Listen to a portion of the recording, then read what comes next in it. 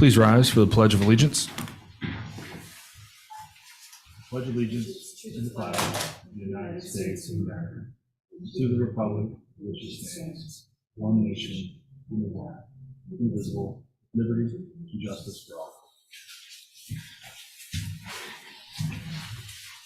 Brooke's going to start with county tonight.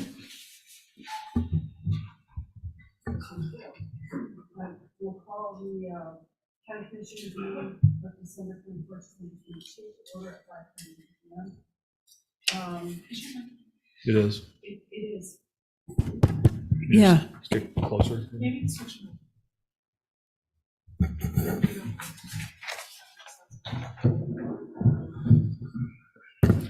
Better? Yes, much better. Okay. Thanks. Announcements. The county commission meeting is being audio and video recorded. At this time, is there any public comment for items not on the agenda? Oh, I'm not logged in. Jason, do you see anybody? No, not for county. No. Okay. Closing public comment. Any new business?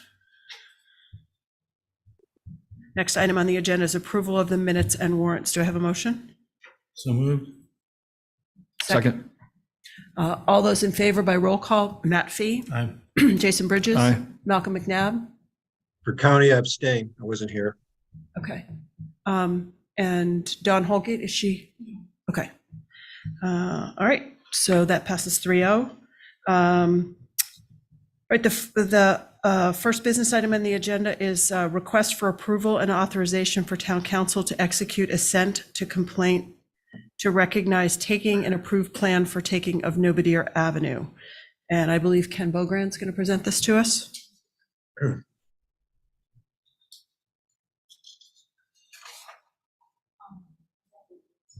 Vicky? I'm prepared, Brooke, to present for you. Okay. Okay. Yep. Would you like to walk through it for us? Yes, I'd be happy to. Thank you. So this is a request by the property owner, 55 Nobodere Avenue Realty Trust, for the county to assent to a subdivision plan of their property into two lots, lots 54 and 55. This property is registered land, and as has now been determined by the land court, they have requested that. Recording in progress. Sorry, Vicky, go ahead. Okay. Any of the takings which the town or county may have done that borders this property, they are going to request that the town or county assent to any subdivision plan so that it will just agree to the boundaries that are set by the taking and the property in question. So that's really the purpose of this assent. Is we're going to agree that we recognize the takings, obviously, that we had taken, and that we assent to the plan that the boundaries are in fact correct as shown on the taking plan, and do not adversely affect the county interests in this procedure. Thanks, Vicky. Any questions or comments from the board? Matt? I have a question. Did the land that they bought in the yard sale allow did that add the extra square footage required to subdivide? No, they have not purchased any yard sale lots here. This is just. So it wasn't, we didn't No. make it possible. No, this lot is a 25,000 square foot lot and has more than enough square footage to be able to be subdivided on its own. Any other questions from the board? Motion to approve. Second. Okay, all those in favor by roll call, Matt Fee, Aye. Jason Bridges, Aye. Malcolm McNabb, Aye. and I vote aye. Okay, that passes unanimously. Okay, the next item on the agenda is discussion regarding the petition for discontinuance of Baxter Road by the Nantucket Land Council. Vicky, do you want to give us a little review of your assessment of the petition? So we have received a petition from the Land Council requesting a discontinuance of a portion of Baxter Road. and then to have also a statutory private way created by the town once it would obtain title to the property. I've looked at this, I've reviewed this petition, and I find that there are several concerns that I have with the format of the petition itself, in the sense that it's addressed to the select board, and the select board is referenced throughout this petition as being the party that is going to be making decisions and determinations. As presently standing, the county is the holder of the title. They did a taking in fee on this property, excuse me. And as such, they would be the ones that would be making the decision as to whether, in fact, to discontinue Baxter Road as a county highway. I wish to point out at this time, though, that there was, back in 2015, a vote by the county commissioners to do a discontinuance of Baxter Road. And that was on the pretext that the town and county were engaged in trying to negotiate a memorandum of understanding with the neighbors and the golf club in the event that there would be a breach of Baxter Road. So that was the circumstances under that. And at this time, we need to validate, in fact, that that order of discontinuance was, in fact,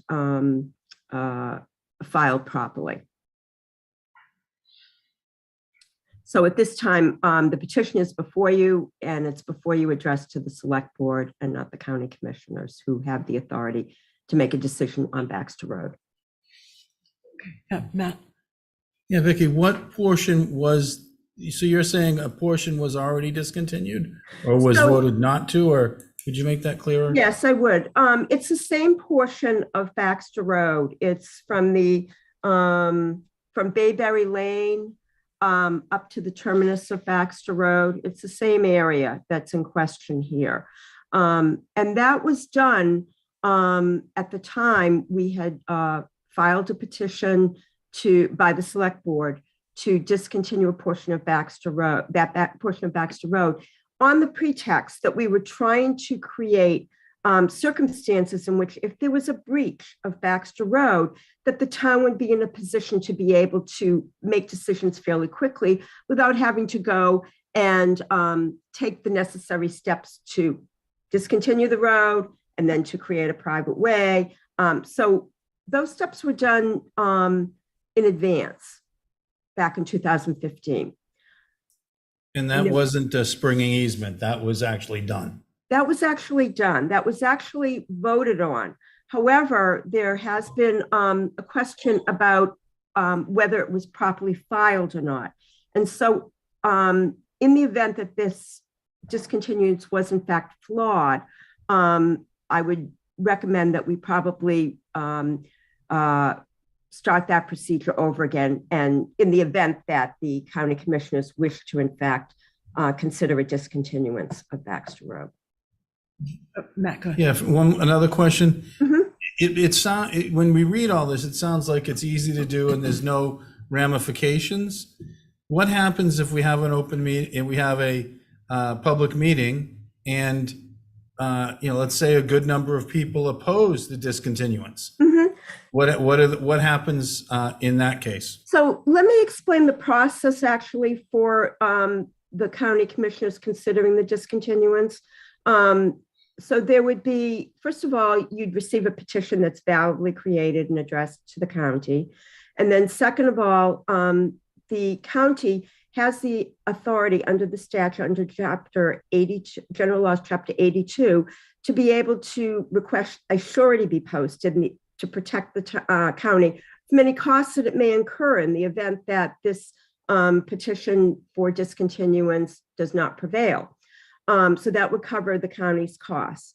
And the county can do that at its own discretion and can set the amount at its own discretion.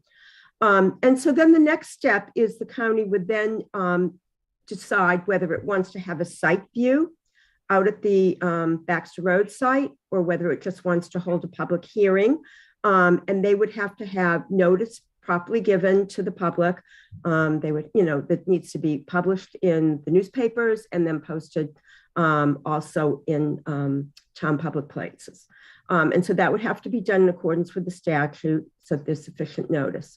And then after that, so at the site visit, if that's where you decide to start, or at a public hearing, the public would then have an opportunity to express their views as to whether, in fact, they wish this road to be discontinued.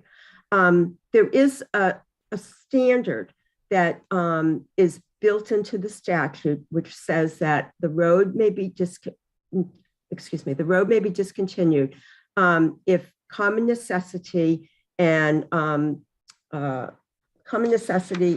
convenience Yeah. require. So that would be a determination that the county commissioners can make on its own. And Right, they're so the only ones that can make that decision. I'm sorry, I'm probably asking it wrong, but so let's agree No, that either we petitioned or we decide that we want to just we want to give up a road. And we try to give it, we just decide we want to do that. What does the public or the people on that road, what rights do they have? And what can they do if we say we want to do that? Can they Okay, stop us? Can they oppose it? How does that happen? so first of all, there would be a vote by the county commissioners to make that determination after a public hearing, okay? And then if in fact you vote to discontinue this road, the road automatically becomes a town way. It does not, so the town still has ownership and control of the fee of this road. Then there would need to be a town meeting vote that would authorize the town to either lay out a private way, or the town already had put forth a town meeting warrant article in 2015, Article 95, which authorized the select board to convey out portions of Baxter Road if it so chose. And that again was in at the same time that we were negotiating the MOU. This was, excuse me, a means of trying to address the concerns that the town had over any possible breach in Baxter Road. So the town can either lay it out as a private way, and then the town could then convey out portions of it to the abutters. The abutters would then have the rights to own the road and maintain the road themselves. Any other questions from the board members before I ask? Okay. Vicky,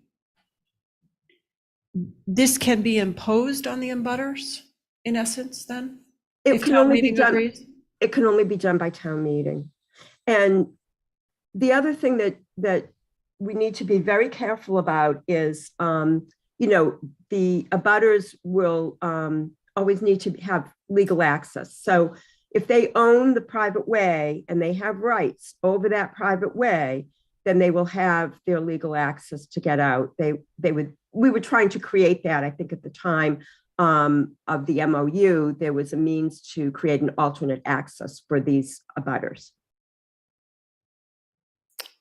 There was also negotiations going on back then Right. about, if this happened, what would happen with the road? What would happen with the access back behind up to the lighthouse? Right. So part of what was worked out, it's not as simple as we can, it would be great if we could just give up a road, give it up as a county, give it up as a town, and have no responsibility for it. But I don't believe everything I've read and heard over 20 years from town council is not as simple as that we would have responsibilities like we did in Sheep's Pond, and that we would have to still provide and I'd like Vicky to answer this, still provide, access in some other way, utilities some other way. I mean, it's not as simple as we can just, wash our hands of these responsibilities. I don't believe that's the case. Am I correct, Vicky? You are, Matt, to a certain degree, yes. And at the time that we were trying to do this, it was part of the plan with the MOU, and as you said, negotiations with the abutters. The abutters did understand that that they would be, they would need to have access provided to them. They all gave up one big beach easements in order to be able to participate in that MOU, and they agreed to do so. But there were a number of factors to create this alternate access that were being considered. So you're correct. It's not as simple as just voting to discontinue the way and then creating a statutory private way. It has to be part of, I think, a comprehensive plan, which was being done at that time, and which I believe, the town is undertaking now to relocate access and utilities on Baxter Road. So just to come in and have a petition to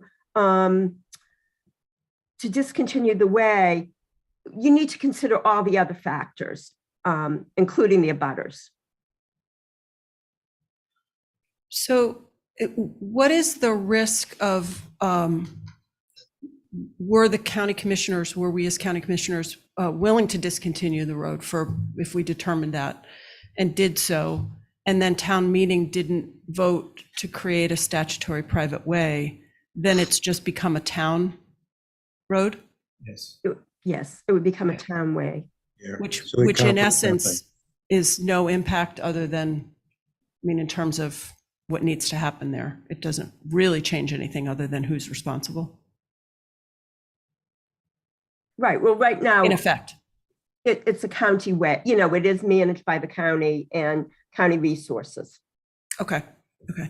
And then relinquishing responsibility for the road is one thing, but we do have responsibility for utilities beneath it, correct?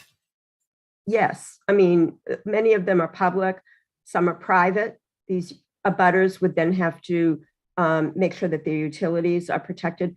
This would all need to be considered in a comprehensive plan, which the town is undertaking presently to try to create a plan for the relocation of utilities and access. Okay, thanks. And when we did it previously, the other way that people would come in would be back along the golf club.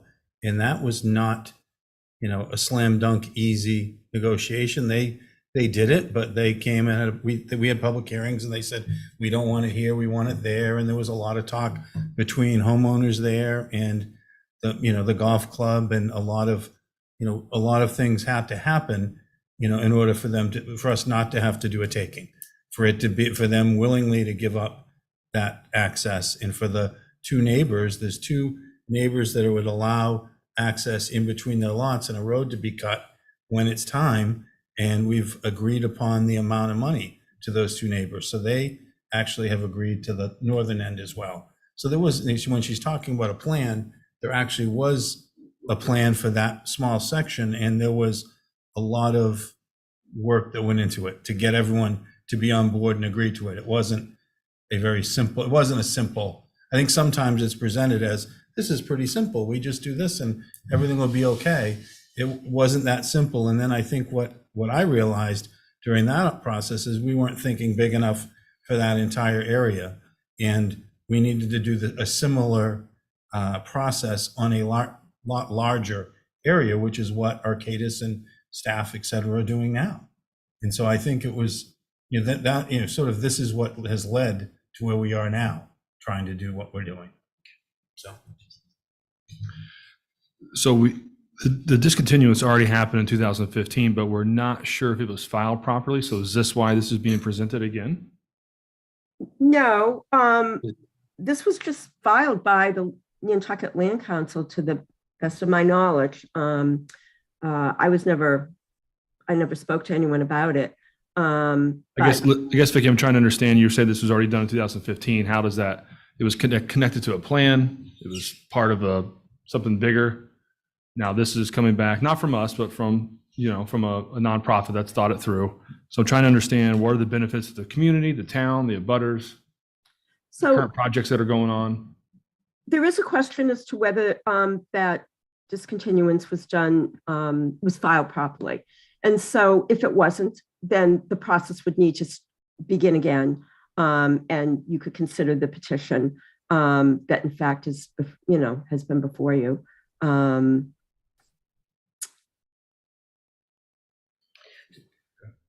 So if it was done, and it turns out it was done properly, did that article pass at town meeting in Yes, it did. 2015? But all it did was create the authority for the town to be able to convey portions of the road out. And that article was created with the intent that in the event that there is a breach of Baxter Road and the town would need to act pursuant to the MOU and to other circumstances on the ground, that the town had this ability without having to, wait for a town meeting. They had that ability to be able to do that.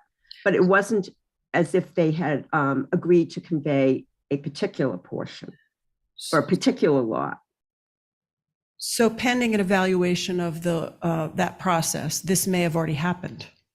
So it seems to me that the first step is to determine whether we're already in a position to have that authority, which would be the second to last step to actually then yielding ownership to individual property owners. But if I may, Brooke, at this point in time, is the town, even if the town is the owner of the fee currently by a valid discontinuance, is the town prepared to convey Baxter Road and create a statutory private way or not? And that would be up to the town select board and the town meeting. Right. I think we need to understand how far along in this multi-step process we already are in terms of things that have happened, or are we at a point where we have to start over again either way? So, Malcolm, did you? Yeah, no, I mean, this is quite interesting. But the 2015 did not include all of Baxter Road? No, it did Or not. not all that we would probably, if we did this step, would need to go to. If you were to. So it's more confusing than it appears because it's only partially conveyed. So it's only partially if it were discontinued validly, it's only partially discontinued.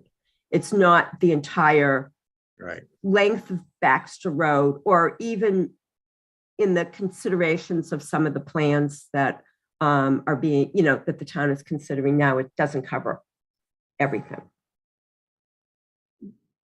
But it's the same amount that's in this petition. Yes. Okay. So it's Yes, consistent with this petition. So I feel like we need more information before we bring this back. I guess I would be curious to ask the land council representatives whether they were aware of this process in 2015 and what their thought process was in bringing it again, if they were. Thank you, Madam Chair. Emily Molden for the Nantucket Land Council. First of all, thanks to the commissioners for putting this on the agenda this evening, and to Attorney Marsh for all of her input.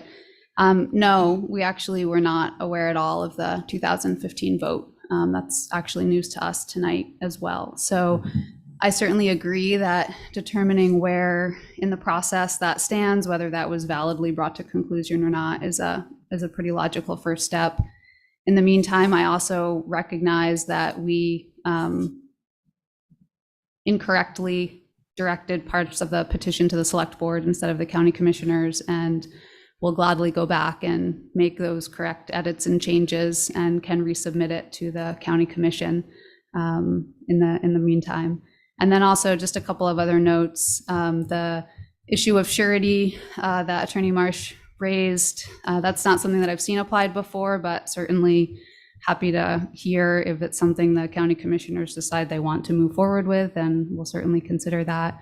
And otherwise, I mean, I think we've reached out to all of the commissioners over the last several weeks and had discussions with a few of you, and have heard that at least some support that this is an issue to be discussed, and we would if it hasn't already taken place, certainly appreciate a public hearing in the near future so that there's an opportunity just to discuss how and when it could be used as a tool for the town in the current planning process for this part of the island. But no, we weren't aware of that vote. Thank you.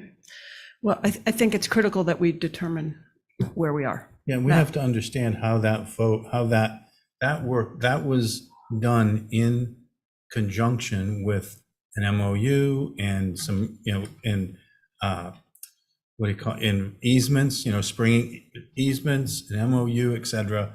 We have to make sure whatever we do doesn't endanger any of those agreements, because those, we don't want to have those not be valid. That's the most endangered section of that area, and we want the public, that is kind of solved now, and so we want to make sure we aren't unsolving that, and starting over again. So I think, we need a bit more information on how this interacts with that. And I think, my understanding is it isn't as simple as we voted it, so we can just do it, because, there's expectations from other parties that we have to, sort of consider and deal with as well. It's not, so. Yeah, I think we need to figure out what Mass to figure out how 2015 affects now. Once we really understand that, then council understands it, and then once we're there, then we could do a public hearing. Because if we go right to public hearing, we're going to be asking lots of questions. Yeah, I suggest we bring this, we ask town administration to give us an update on that, and then we can consider what our next step is. Sure, we can do that. We also, I'm just not totally understanding the need or purpose of a public hearing until the alternative access plan is complete, at which point some of this might be moot. And I think that speaks to my fellow board member saying we need to understand the context in which this fits with the rest of the negotiations and things that are going on out there. So it's the previous agreements that are in place. And then the second is, how does this or anything similar to this impact ongoing negotiations? Right. We have a lot of people now who are willingly giving access to do engineering on their property. And there's discussions going on about, where will the roads go if and when this ever happens? And that's all being done cooperatively now. If we're going to, if there's a, so if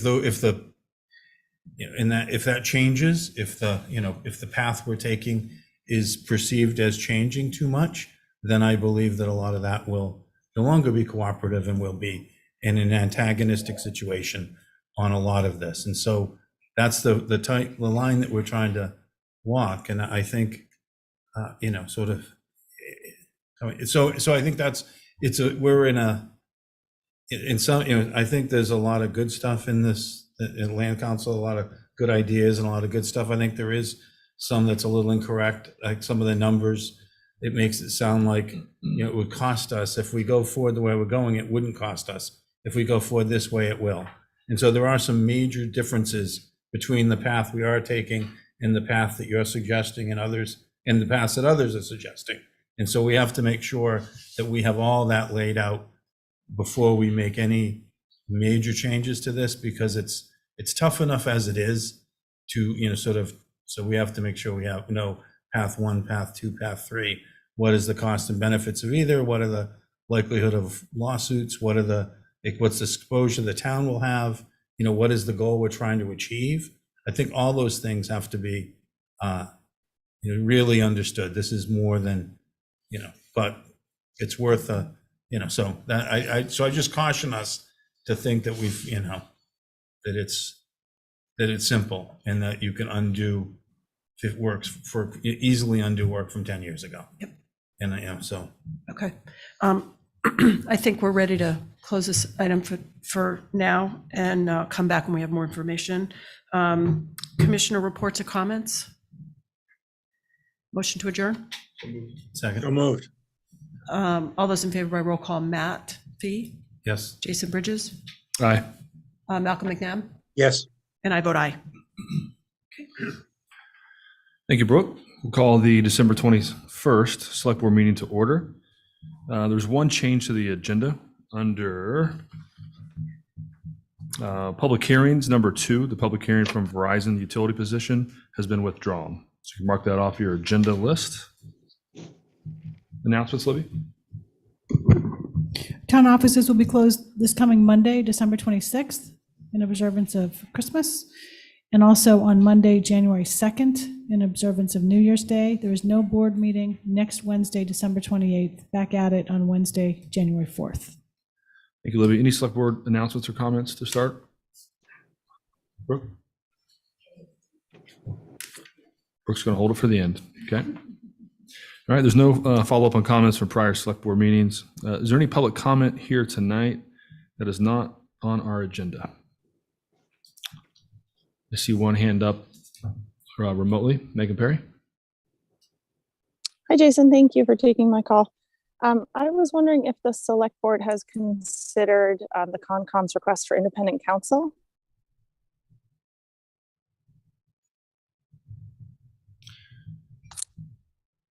Megan, we usually do a back and forth in public comment. Oh, okay. I guess my questioning would be, I know the select board had said that they would like to use the same attorney for select board and Concom. And I just, not sure how that would work. I would like in that too, if somebody were getting a divorce, that both parties use the same attorney, that wouldn't really work so well. Or if somebody was purchasing a piece of property and the buyer and the seller use the same attorney, I just don't think that would jive. So I was hoping that the select board would take the Conservation Commission chair's request under consideration and put that on the agenda. And I know the Concom did have a special meeting more or less regarding this. And it was attended by a couple select board members or town administration. And so I was just hoping at some point the select board would put independent counsel for the Conservation Commission on the agenda and discuss that. So I guess it's not really a question, more of a comment. So thank you very much for taking that. Thank you, Megan. I can just real quick. We did meet with the Concom. We've made the request to meet with them sometime, and that came, they said that might be a good idea. So I think this will be potentially a topic there. So, and I agree, Megan, when you're getting divorced, you don't share an attorney, but when you're buying a house, your husband and wife do share an attorney. So sometimes it's appropriate. Hopefully we will be buying a house together, not becoming divorced. Can we go to Tucker Holland?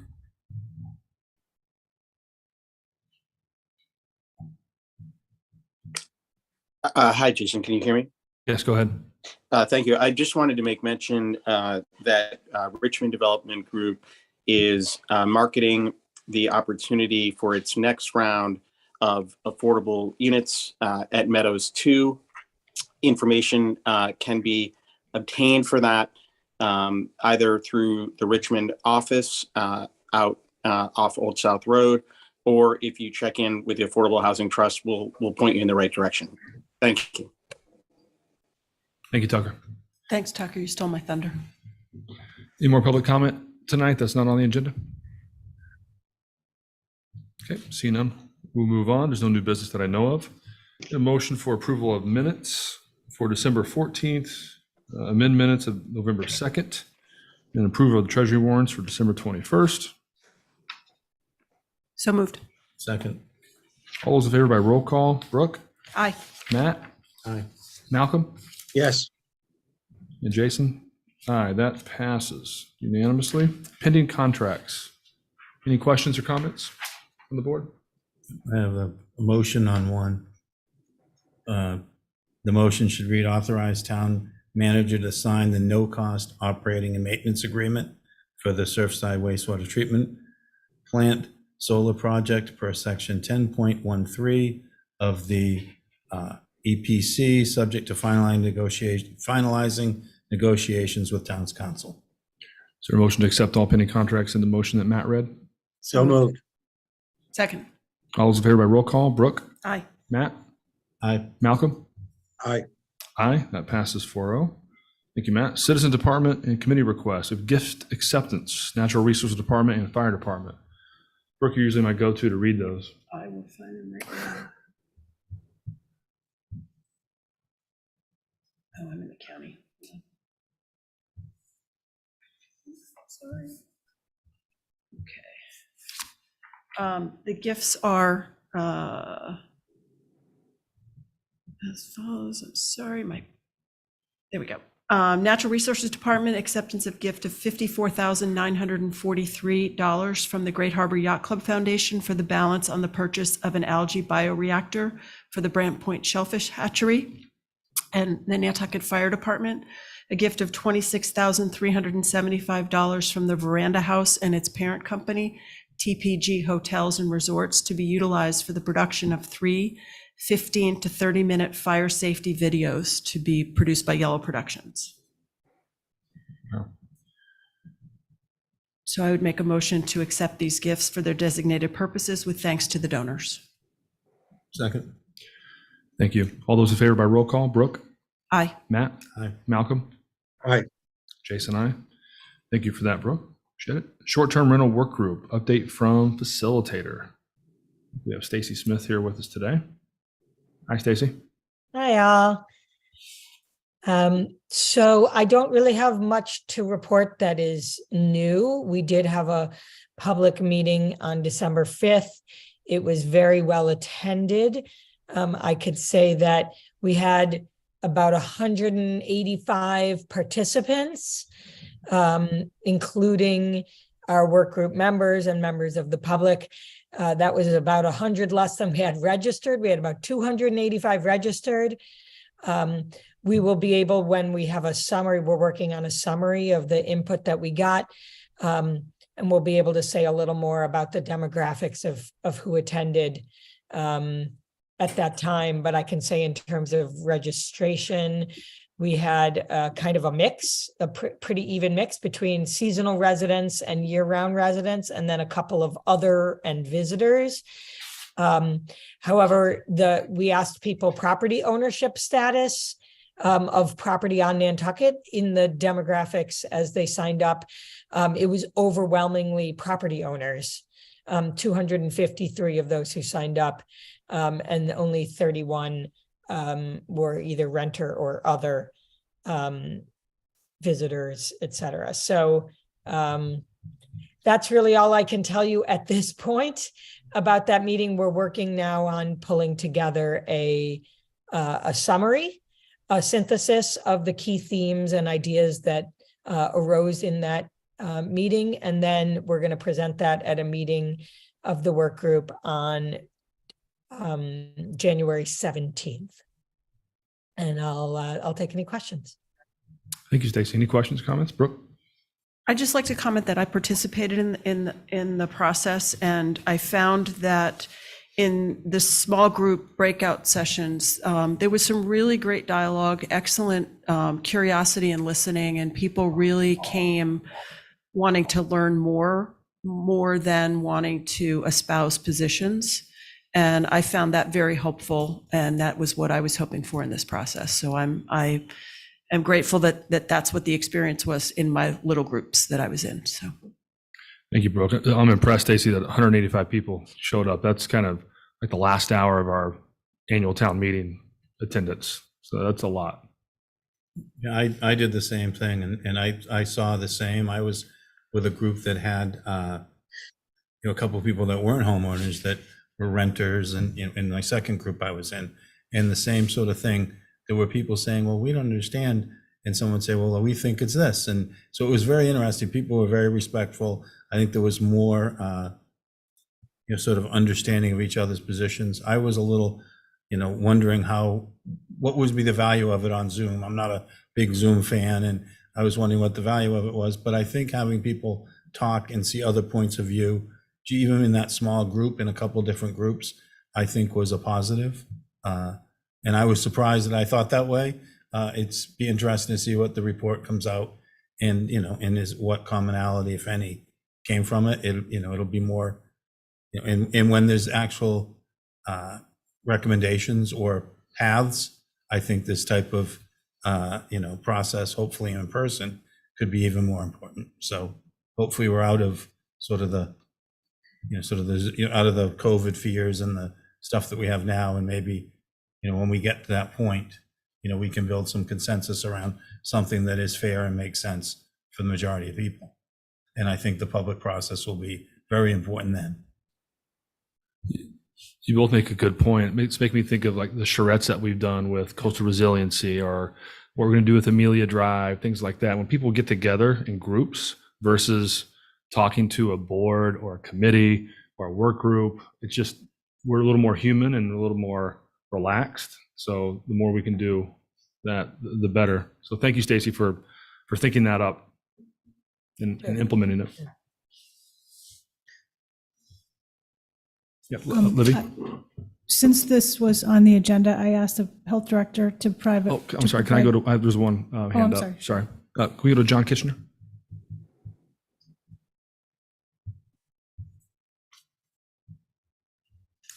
Hi, guys. I know I'm not supposed to sort of speak other than public comment, only to say that that process we went through was really terrific. And, I would only say, I think it's a process you guys might want to think about, for other situations in the town, because it was effective with almost 190 people. It was effective in a way that I haven't really seen before. So I would put it in your toolbox as something to consider when you've got, meaty issues. And thanks for acknowledging me. Thank you, John. That's what I was saying. We've had similar events like that. That's been really effective. It takes a lot to organize them. It reminded me of comprehensive plan days and doing consensus building there. It was some of the best things we've done. It's kind of the consensus building we've done a couple of times with sort of strategic planning, putting the dots up, et cetera. But it's interesting what comes out of it. And I think, for some of our bigger issues, we need to be doing more of that kind of inclusive planning. Yeah, agree. Brooke, then Libby. A final thought is, while Matt, you may not appreciate the technological aspect of it, it does allow participation for people who are home with their kids in bed, off island. And frankly, it's easier than making people move into small groups physically to have it done electronically. It really is extremely time efficient as well. So there are some huge advantages to this Zoom webinar platform for stuff like this. So being in person is another level of interpersonal interaction above that, but this has some advantages over that as well. So I think a combination of the two in a challenging process may be the best way forward. Libby? Yeah, and I would just add, I think that's really true. And, I think the group will be thinking about what kind of public engagement we're going to be doing once there's more proposals on the table. And it may be that we do a mix. I think my experience is that big hybrid public meetings are hard, but to have maybe one that's in person and one that's online, for example, that's sort of a repeat of the same meeting, but done in different methodologies so that there's really a chance to maximize participation. Thanks, Stacy. Old guys like me like seeing the big map and circling it. Yeah, I like that part of it. I'm old. You're not that old, Matt. I'm old enough to like that. Yeah. I'm just going to mention. I'm the senior here, and I'm beginning to love technology. So I'm a late bloomer for it. I was only going to mention that you might all recall that we had the design thinking workshop earlier this year, which was a good example of how to do something like that. The public health director is hopefully going to give us a brief update on the implementation of the short-term rental registration program. I asked him to come on tonight because we were talking about short-term rentals anyway, just to give a brief update of where that stands. Roberto? Yes, thank you, Libby. Over the past few months, we've been working closely. Every Monday, we have a standing meeting with Granicus, our vendor who's been working on the short-term rental regulation program. So we've been making a lot of progress. One of the biggest things that we had to do was actually set up the software. So The software is finally, they have all the information from us that they need so that they can start doing the final prep on the software that we're going to see on the back end. And then they're working on it right now for the software that the public is going to see on the front end so that they can start registering their short-term rentals. The January 1st deadline that was set in Article 39, though it is still there, we're probably not going to meet it, to be honest with you, because of this delay that we had with the back end information. That was just a bigger lift than we had expected. However, we do expect the software to go live in January. We're only delayed by about 2 weeks. And then with that, they're also going to be meeting with our public information officer to set up an outreach campaign as well. I do have them on a double email together where they're setting up their own meeting. And we should be seeing that moving forward also in early January. Granicus will be reaching out. They will be sending a letter that we did draft together here as part of the working group. That letter will be sent out to everyone that they have found that on their software, and they will be doing all the outreach so that they can start registering their STRs in partnership with us. The other section, we are setting it up. Finance has been working with them as well to set up online payments. So you won't even have to step foot on the island to register your STR if you have everything up and running. And the last step on that is the training of our the software with our staff. We are setting up that training for approximately 3 weeks from now. We did just have our front office manager retire. Tomorrow is her last day. Congratulations, Anne. And the new person should be starting in early January. So once we have onboarded our new office manager, we be able to train the staff in the new software. The software is called Host Compliance, for those who want to look it up. And with that, we are on track to have the short-term rental registration starting the wheels moving by mid-January. Hopefully we should iron out any wrinkles between, once that is live, we should be able to iron out some wrinkles there and be completely up and running, doing everything we needed to do except for, the minor enforcement that we were talking about earlier. We're only going to be enforcing the large problems for this first year. We're just trying to get everything registered. And we should be up and running. If things go well, we should be up and running next month, barring any further delay. A quick question, Roberto, will the real estate offices also be given the same outreach? We did ask Granicus to send all the same outreach material to all the real estate offices. Okay, thank you. They were provided a list from us. Anything else? No, we're good on our end. Thank you, Roberto. Yes, sir. Thank you. Okay, Holly Backus, our preservation planner for the town, is going to update us on the certified local government status. Thank you, Mr. Chair, and I'm going to share my screen, and I just respectfully appreciate not having to share my photo. Of course. I've been under the weather. Y'all can see this? Yes. Yay. Okay. Well, first of all, thank you for this opportunity. This has been on my list for quite a while of when we finally had this project completed, to come before you and show you this great work. So that's why I'm here this evening. This is our historic property survey plan for Nantucket, which was part of the fiscal year 2021 MHC grant that we received because we're a certified local government with the National Park Service. So tonight, I just wanted to give you an update. Going to talk about our CLG status, over the grant, the project, which is two projects in one, with two different scopes. Our pilot survey of fish lots, and then the overall survey plan for the entire NHL or the entire island and our sister islands. So as you would all remember, I think, town leadership asked us to go through the process to become a certified local government.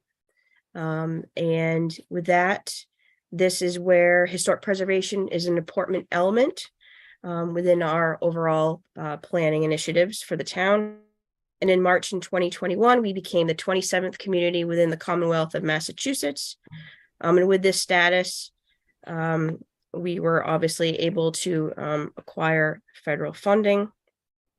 I was required this past year to give MHC an annual report about where both the HDC and the NHC stood. And I'm pleased to say that after that report was submitted, the state came back and said that the town of Nantucket CLG is in excellent standing. Just to remind the board, this is a partnership between the local, state, and federal governments that provides the opportunity to help preserve, protect, and increase awareness of our unique cultural heritage, helping communities save their irreplaceable historic resources. And as everyone who knows and loves and cares for Nantucket, we have a lot of them.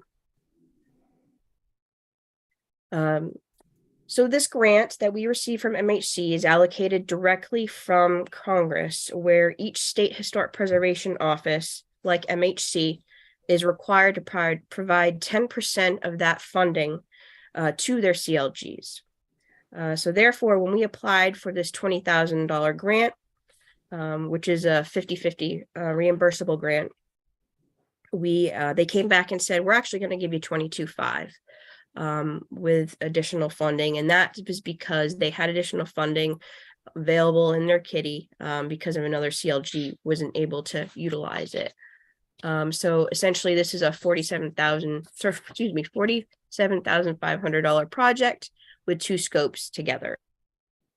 So the two different projects, the pilot survey of the fish lots, I would hope a lot of people know where the fish lots are, right in the heart of our historic district. We requested our consultant, who was PAL, Archaeology Laboratory, great network of cultural resource people, historic architects, architectural historians, preservationists. They've been in business for 40 years out of Pawtucket, Rhode Island. They came to Nantucket and surveyed 100 resources within the fish lots on Charter Street, Darling, Eagle, Fair, Farmer, Judith, Lion, Pine, Rays Court, School Street, Tattle Court, Twin Street, or some on Orange Street. One of the great things is this section within our fish lots is none of these were actually in old HDC surveys at all. Very surprisingly. So out of this effort, we were able to receive 97 building forms and 1 area form. And I'll explain why we had an area form. That we have a row house that's on Orange Street that many people drive by every day. And that actually is 1 form for those structures together. So our island-wide historic survey plan is basically the crutch of our planning effort to move forward and actually have a method on surveying this entire island. Has not only the description of Nantucket, which was extensively came from our 2012 update to the National Historic Landmark nomination. That was actually paid for by CPC funds. So thank you, CPC. And Nantucket Preservation Trust hired consultants to update that. That was a big help for this effort for our consultants. And not only were they able to compile all that previously information, but they were able to also take that data and synthesize it and make it into a usable document with an action plan implementing goals in certain areas. So here is the draft cover of our survey plan.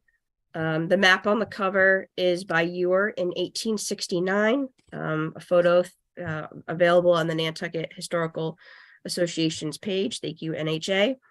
The plan overall includes 38 pages, which is what I provided to you all in your packet. That's the body of the report. And it outlines 59 different neighborhood units that include unique names, boundaries, and descriptions. And that's what this is up here. And 48 pages of appendices and 246 pages of the updated NHL data. And that's that data that was originally created with our NHL nomination. It was also that NHL nomination was also to help codify and formalize our sister islands into the NHL and provide a more complete analysis of what makes us unique and contributing. Our survey plan references the resources that were identified, and the NHL update was the most complete out of any of the historic resources. So again, it was really great to have our consultant be able to utilize this raw data that, quite frankly, I think I'm the only one that's been able to really utilize to this day. So again, thank you to CPC and MPT for updating our NHL, codifying it. And I was going to do a pop quiz, but I'll spare you that. Nantucket's period of significance as the NHL goes from 1659 to 1975. So anything that goes up to 1975 doesn't necessarily mean it's contributing there. If you have to read the NHL data, it will indicate specifically if it is or isn't. But most things on Nantucket prior to 75 is contributing, which is pretty cool. So this is our survey plan. And this is a section, obviously, of Sconset. It identifies in what areas have been surveyed. So the last municipal effort that we had to survey our historic resources, which wasn't conclusive, was in 1989. And what I'm showing you on the screen is an existing, what we call HDC survey, which is available on Macris or at the town's office at Plus Building. And you can go pick up a copy of that. Well, this methodology and this method is outdated. So this survey plan identifies these existing 1989 surveys on file, some of them had never even been provided to MHC at that last municipal effort. But nonetheless, this is what's going to be updated. And you can see on the map, these are all the triangles that if you go to the town's website right now, you can actually click on the GIS and it says MHC inventory forms. Click on that and that will show you these triangles, the same exact triangles. You click on those and that will take you right to Macris, which is the state's database. What essentially our survey plan is going to do is not only update these, but create new ones for the rest of the island for all contributing structures. And I think that's very important to note that we're not going to have surveys done for some structures that are not contributing. Whereas in this 1989 effort, there were actually structures. I find surveys for structures that were as old as I am. And I'm like, nope, not contributing. So this is what the survey form looks like. This is what we call a Form B. These are actually examples of some of the forms that were done in the fish lots with the pilot effort. And the form has changed a lot, obviously, since that 89 effort. The plan identifies also on geographical areas on the island of what type of form to use. So some of them will indicate, well, we need to have building forms mostly in this area, but you know what? There's a couple of burial grounds and we have a couple of landscapes. Of course, we have the moors, or there's area forms that are identified. It's a methodology that it's outlined. So if you ever hear me at an HDC meeting ever say, I've got an updated Form B, that's what I mean, an HDC survey. It's the Form B is the name of it from the state. So this was a GIS layer that our consultant created. We're using internally at the moment, but this was to figure out how to divvy up the island into these 59 neighborhood areas. And I can only thank our GIS coordinator, Nathan Porter, for his assistance with our consultants on creating the base layer for these. He had to do that for our InterGov software system. Of course, as you all know, we don't have districts on Nantucket, so we kind of had to reinvent the wheel. Some of it was going by geography. Some of it was taking those really densely populated areas like downtown and dividing into what was actually historically divided out. For instance, the fish lots were divided out in 1717, and then there's other areas that were subdivided out in the 1600s. So try to do it that way. Try to make it make sense, if that makes any sense. So this is actually a close-up of the map. And what you'll see here is these squares are the fish lots. So this blue area is the fish lots, but the squares are some of the properties that they looked at. And then the triangles are the ones I referenced that are in Macris. And then when you see these little stars, those are properties that have preservation restrictions. And one of the cool things to note about preservation restrictions, and I know Matt knows about this, whenever a property goes for a preservation restriction, those Form Bs are updated at the same time as a requirement with the state. So not only and for where I see it, it's a double whammy for us. It's a good thing. We not only is there a property that has a preservation restriction, but there's an updated survey on that property. I also want to notate that the plan, because there's 59 areas, and I'm going to go to the next screen. This is a script description of some of the different areas, their description of what it entails, their threats, and what type of priority it is, their recommendations, what type of actual sources are there, what kind of effort needs to be done.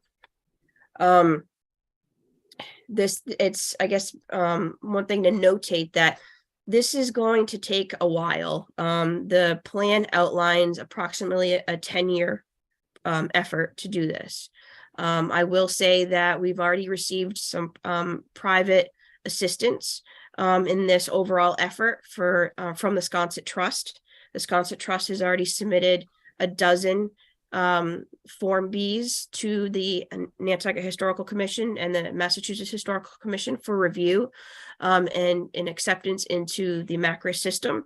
NHC has already reviewed, provided comments. MHC was reviewing, providing comments, and we're just waiting for them to bless it, provide the required number, and put it in their system, and then we'll have 12 more. And I know from speaking with folks at Sconset Trust, they're planning on doing more. So this is a public and private partnership, and I can't stress that enough and appreciate it. This is another a detail that lists out these specific threats, priorities, and recommendations.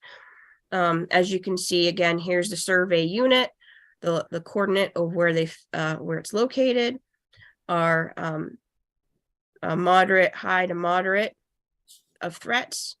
And that's based on 1, 2, 3, which I'll get to what that is in a second. This tells you exactly, we do have surveys available. We want to survey all contributing, what type of contributing, what type of forms. As you can see up here, we got a Form A. So we want to do an area form versus doing individual survey forms. So the survey plan neighborhoods, these were considered the present status of inventoried and uninventoried historic resources and identified threats and challenges. Have a summary overview of the general character, history, and historic resources of each of the neighborhood units. And it shows the approximate quantities of any of the buildings constructed before 1976. The threats that were established are seen here on the screen, which is demolition and redevelopment, climate change and sea level rise, and changes in land and property uses. So as you can imagine, the reason why I have Brant Point up here is because we did receive the next fiscal grant, fiscal year 22, for $20,000 from MHC. And we will be working with PAL. They were awarded the contract to move forward on that to actually finish the fish lots and go to Brant Point. And Brant Point obviously meets the threat of climate change and sea level rise, as well as redevelopment. Again, our priority recommendations, they rank them as high, medium, moderate, and low. And then, and of course, also other low-lying areas, including town. So this I wanted to show you, this is a section of downtown, and you can see because of how we're so densely populated, downtown have a lot of contributing structures. We've actually divided it into some smaller areas. If you compare the area, the town area plan versus this plan, there's about 10 different areas into that plan. So it's a highly densely populated structure-wise area. But this downtown section of town obviously has is a primary concern because of its densely populated, and obviously it's rich in history. So that would be my presentation. Again, I wanted to thank you, Town Nantucket in general, all of you, MHC, PAL, our private partners, which is MPT, Sconset Trust. MPT, actually, I just want to give another big shout out to them. It was, they did a lot of work over the years for a lot of different initiatives that they had, whether it was their preservation restriction program, their marker program, where they provided a lot of already done research to our consultants. They met with our consultants. So thank you to Mary Bergman at the Nantucket and Rita Carr from the Nantucket Preservation Trust for assisting us in that. And we couldn't have been able to do this work without everyone's involvement. And that includes both commissions, and PDC, the Plus director for his assistance, and you all, select board, for blessing us and allowing us to actually move forward and become a CLG and actually be eligible for this funding to do this great planning effort. So thank you for the opportunity. Thank you, Holly. That was a great presentation. Any comments or questions? Just thanks. Yeah, just a quick comment. One of the things I will say, this is one of the advantages of having of us. We almost didn't have the historical commission continue a few years ago. We didn't have any applicants, and this is one of the positives. This is something that they were instrumental in working with Holly and others and spearheading this and getting the money and dropping off the applications and everything else. And I believe, Holly, correct me, I believe they're involved with the surveying and things. And I think this is, we're lucky to have a strong, viable NHC right now. So, I think hopefully that will continue. Thank you, Matt. I think it's important to note that it's a joint effort. The Historical Commission is the body that does the preservation planning functionality. But essentially, it's the two commissions as the CLG together that gives us this affordability, because the town of Nantucket is saying we include historic preservation planning as a high priority. So kudos to actually the entire town and you. So thank you.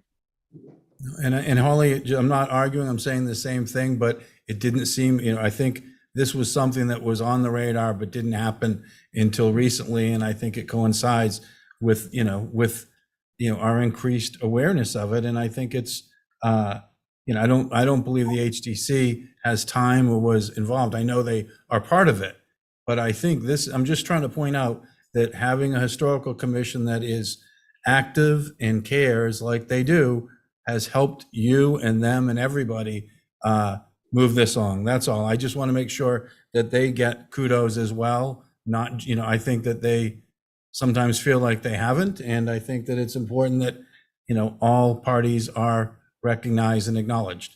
Thank you. Malcolm? All right, Malcolm? I just want to repeat what Matt said. I think the Historic Commission had a lot to do with this, and I think I just agree with everything Matt said, that they should get a lot of credit for their input into this project. Thank you, Malcolm. Holly, and also thank you for not giving us a pop quiz, because I think I might not have got many of your answers. Right. Your question's right. Thank you, Matt. And again, thank you for the opportunity. And yes, the NHC had a subcommittee that met with myself and our consultants via Zoom throughout this past year. So yes, the Historical Commission was very helpful in that. And even one of the past commissioners, who was actually one of my middle school, high school teachers in history. So Barbara White, she was instrumental in helping us get those areas. And also another sidebar, not only was CPC funding an assistance through the data that was done, but also the cemetery commission's work and effort that they did this past year as well was very helpful in our report and moving forward too, with locating those cemeteries. So again, it's one plan helping another, and it's nice to see. So I thank you for the opportunity again. Thank you, Holly, and everyone's efforts to get this done. It was interesting.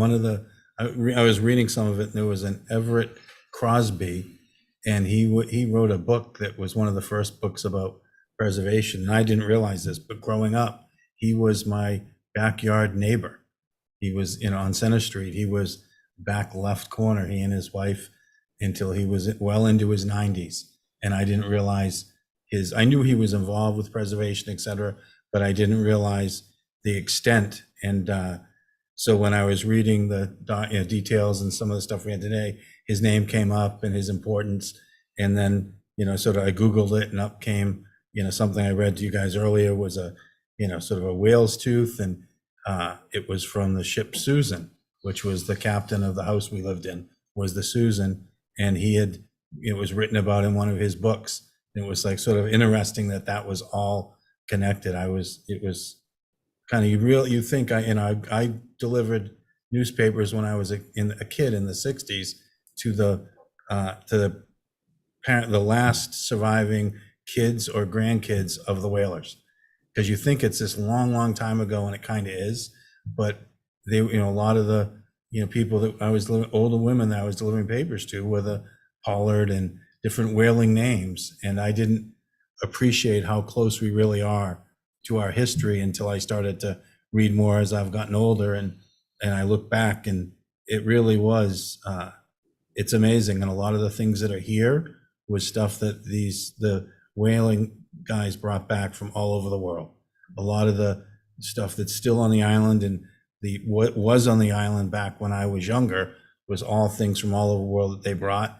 And it really is, it's very rare that you have sort of the level of, contact and, ability to sort of live that. You can go down, when I was in middle school, you go down to the library for the NHA, and you could read the logbooks, and you could read, sort of the horror that these guys went through. And it's, that you don't see that. We're very fortunate. So. Thank you, Matt. Okay, moving on to licensing. Next two items: request for renewal of annual licensing categories. We have Amy Baxter here to. Thank you. I think I'm going to sit back, because a lot of these I sell. Okay. To, so I'll let you. So it's that time of year, our annual renewals. I'll go through this quickly, the considerations. First up, we're doing the business license renewals. Again, as a licensing authority for Town of Nantucket, the board votes to renew these existing business licenses on an annual basis. You're asking a question, okay. In this category, we're going to review common vicular, which is seated food service, entertainment, motor vehicle sales, motor vehicle rentals, mobile food units, and flower produce, shellfish vendors. We will handle liquor in a separate item after this. I want to make a couple of points. First off, this and liquor, I know in the past have been scheduled as public hearings. The reason we've removed that in the past year or two is that they are not required to be public hearings. And I was concerned it was starting to be attached to folks wanting to make comments about a license and thinking that was a time to either suspend a license or take action on a license, and it's not. And I'd like to remove that. If we are to take action on a license or to review any complaints or compliance issues with the license, that has to be a separate hearing. So we will deal with that separately. So that's why that was removed. Secondly, the renewal of these licenses allows for the process to begin to issue the licenses. Your vote tonight does not actually issue the licenses to operate. In order to do that, they need to follow all of the compliance and other requirements, such as their fire and building inspections and health permits for those seated venues, insurance and fees and all of that.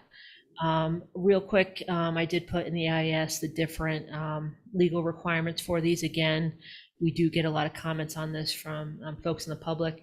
For entertainment licenses, just to remind folks that our legal counsel strongly recommends, again, that there be notice and hearing in order to consider making any changes to these types of licenses. It requires the consideration of free speech issues in different statutes. So again, that is why that is handled separately. And any issues that we had this year certainly are being worked on. We have some licenses that we will be coming back to you for modification to help deal with those issues, which is what is required by that legislation. The other licenses are local.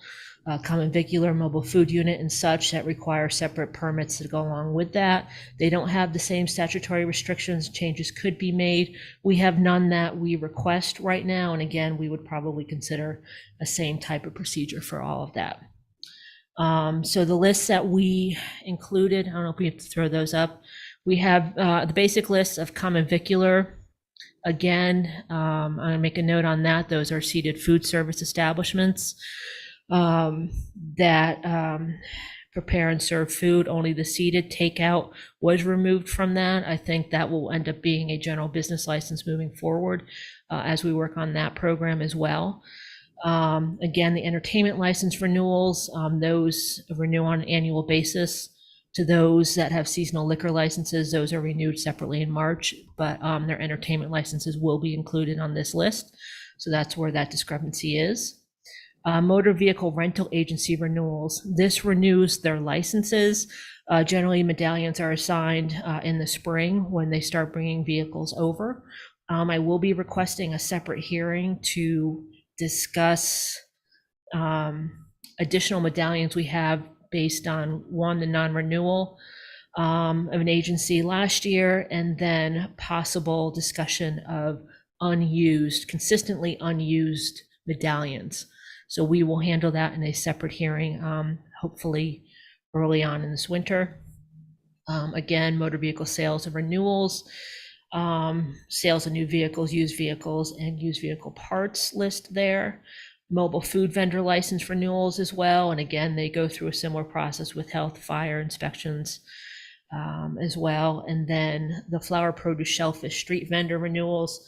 Again, this might be something we look at, really taking a look at, mapping out the locations and seeing if there's any ability to consider any new applications in that area as well.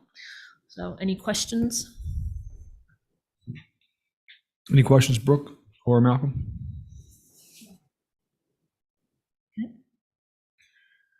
Okay. Do you need a motion to approve all of this? Motion to approve the renewal license for Yep.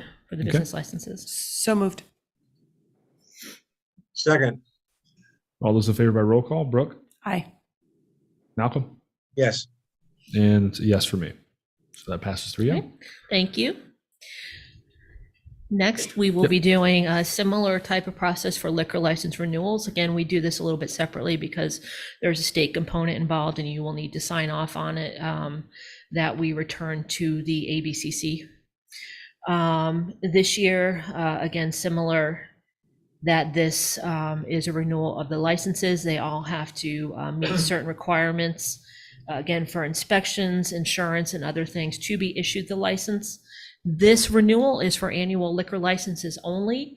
Those that have seasonal liquor licenses, which operate April 1st to January 15th, are renewed in the month of March. We'll come back at that point to renew those licenses. And they're not included in this process. So there's approximately 51 annual liquor licenses that we approve. The motion also is to approve the non-renewal this year of 2 licenses, which is Keepers and Sophie Teas.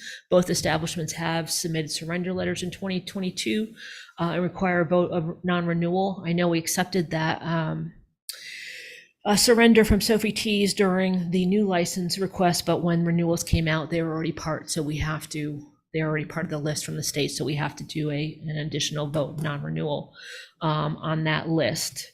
So again, you know, similar types of statutory requirements. If there's any other issues with the licenses, we would have to handle that in a separate hearing. I'm just gonna make a couple notes on liquor licenses for those listening. A couple things as we get into the new year that we're gonna have to deal with COVID-19 related items. Again, the takeaway and delivery of alcohol for these on-premise locations will set to end in April. I have no indication of it becoming, you know, a new regulation or law. I doubt there'll be any extensions, but again, who knows? So as of right now, these on-premise locations, restaurants that normally can only serve on-premise are allowed to sell alcohol for takeaway with some restrictions. They must be sold with food, and there's a certain limit on that. So that still is going on for locations that do sell for takeaway. Secondly, sidewalk dining. The state had extended our ability to approve these locations until April 2023. Without state approval. That's going away. Our current permits expire on December the 31st. What we need to do coming up, Holly, who just spoke to, had touched base with me about HDC reviewing the program and what their recommendations would be for the look and all that sort of thing moving forward. We would have to bring it to you then before spring to kind of discuss the permanent acceptance of that program or any sort of amendments we want to make. Then those folks, if we do decide to continue with it, would have to do a permanent alteration of their premise to include the sidewalk permits with it. In addition, all of those locations that had additional outdoor seating have to go for a permanent alteration. So you'll see us a lot in this winter doing that. A lot of alteration of premises. Those that need special permits and stuff like that have to go through that first. So those things need to be made a permanent part of their license in order to continue. So hopefully they get that done this winter. Then by spring, they should be able to get approved by that as well. So I believe that is it. Is there any other questions? Any questions? Brooke or Malcolm?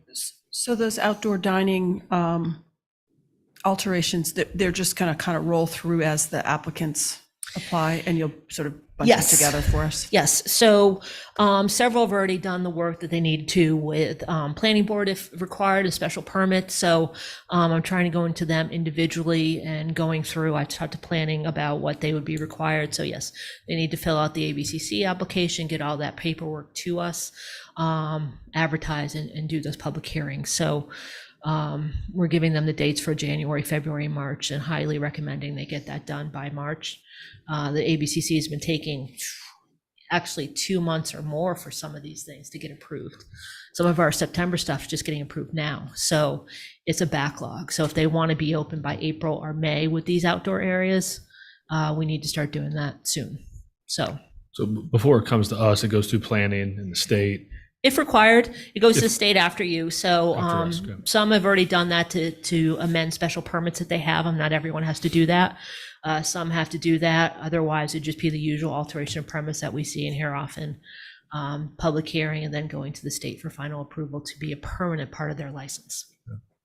So if I can make a request that we see them in context of all of them. Okay. Either what was and then what isn't being asked to be done on a permanent basis, because I kind of want to see it as a whole.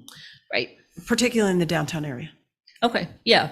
And the downtown area is going to be handled separately because that'll have to be, the board will have to approve after we work with HEC and others have to approve that that program is something you want to do moving forward because you're the property owner, the town. So we'll have to discuss that.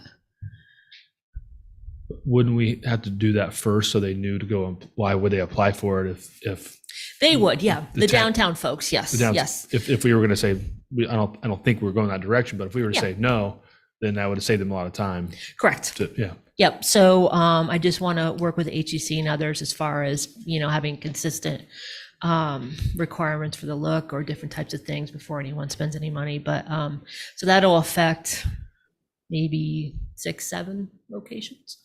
All the others would have to deal with their own property owners and things of that sort. Okay. Okay.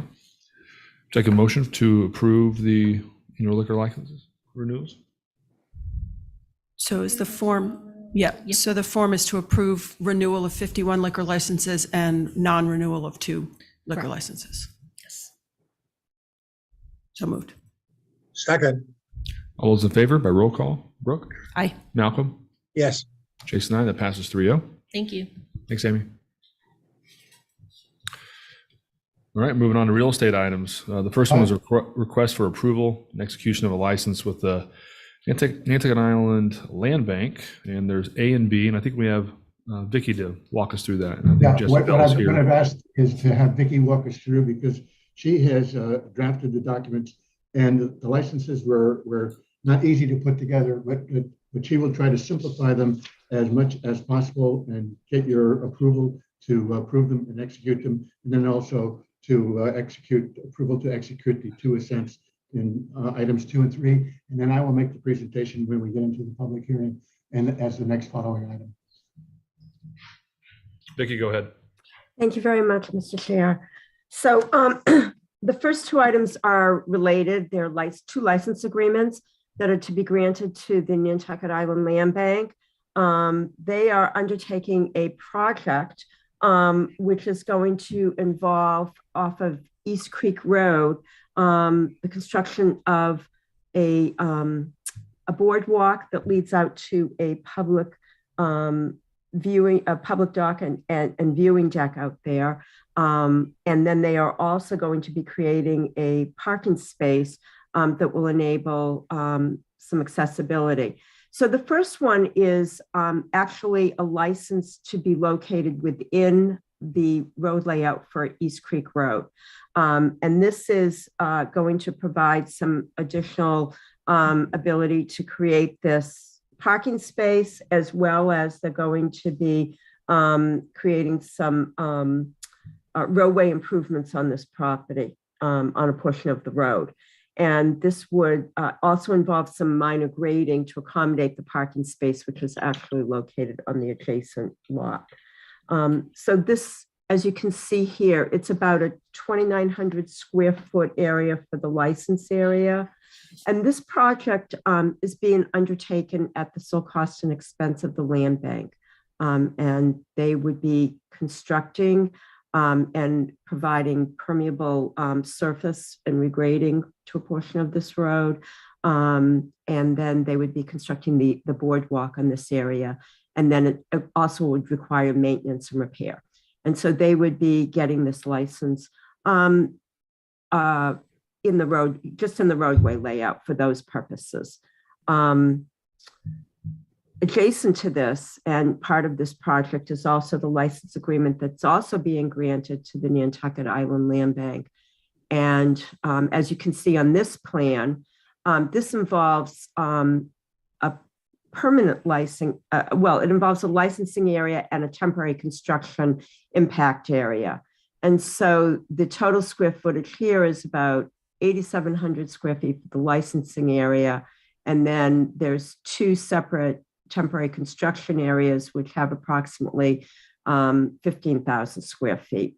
The temporary construction area would be terminated upon completion of the actual construction of this project, and would just be in effect during the construction. It would be for storage and equipment that's needed for the project to be constructed. And this would also involve creating and constructing a connector path over a portion of the site, which is a town-owned site where the Our Island home is. And this will connect to the boardwalk, which would then lead out to the public deck and that area out there. The licensing area that that the town would be granting is they're proposing that it be a permanent easement. And so we will need town meeting approval to be able to do that. But for the time being, in order for them to be able to get started on their permitting and other aspects of the project, they've requested that we grant a license. And then upon the hopeful approval of the town meeting grant of easement, the license would be terminated and this would be turned into, a permanent easement. And again, this portion of the project is being undertaken by the land bank at its sole cost and expense. Anybody have any questions? Questions? It's just, so the licensing really allows them to move ahead with permitting. I would imagine they can't start construction until they have a permanent easement. Is that? They could start construction under the terms of the license, if in fact the easement takes longer to obtain. But, the plan is to hopefully put a warrant article on town meeting warrant for this spring. And if it's approved, then they could go, we could negotiate out a permanent easement with them, and then they could proceed. But they can start constructing under the terms of this license because it does permit them to construct. Okay. Just a quick comment. It's interesting to see Spruce Street, it's not constructed, but the layout for Spruce Street hit East Creek Road. Because Spruce Street is a small one across from Henry Jr. that goes toward the water. It's interesting to see at one point it must have taken a right and gone over to East Creek, which is kind of funny. It's very interesting when you start looking at the title to this area. Like I was looking at, so the R Island home site was acquired quite some time ago, and it's been owned by the town since the mid 1850s. So when you start looking at this area, the title is very interesting. Yeah. Any more comments or motion to approve? And is this A and B? Are we doing one at a time? A and B? Okay. I'll move approval. A second. All those in favor by roll call? Brooke? Aye. Matt? Aye. Malcolm? Yes. Jason, aye. That passes. Thank you. Thank you. Number 2, Ken, is that you or Vicky? I think he was going to do both 2 and 3. So this is goes back to the assent that was granted by the county on the subdivision of 55 Noberdere Avenue. So this, the reason that this is also under the town is that 3 of the other private ways, paper streets that were taken by the town and not by the county. So again, the land bank is requiring that, or requesting that the town give its assent to the subdivision plan and to recognize the takings and the borders along 55 Noberdere Avenue. And so I'm asking for, again, the select board to agree to assent to the filing for the taking approval of the plan. Any questions? Any questions? Motion to approve. Second. All those in favor by roll call? Brooke? Aye. Matt? Aye. Malcolm? Jason, aye. That passes 4-0. I don't know if you heard Malcolm, but I saw his mouth move. Aye. Yes. Yeah. And then number 3? And so the last request for approval for an assent, it has to do with properties at 64 and 68 Noberdere Avenue. The land bank is filing a petition with the land court to have a subdivision of a plan. And this is one of the paper streets that is being subdivided into a couple of lots.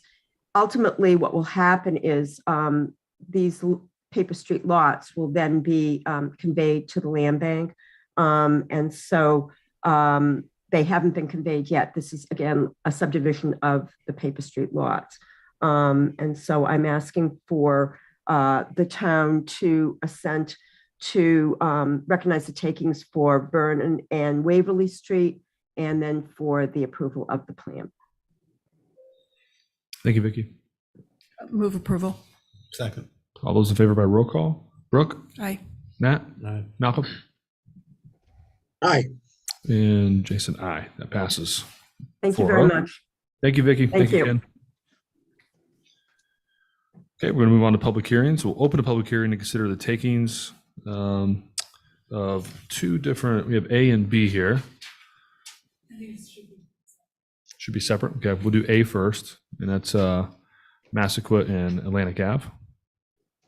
Okay, I will speak to that, Mr. Chair.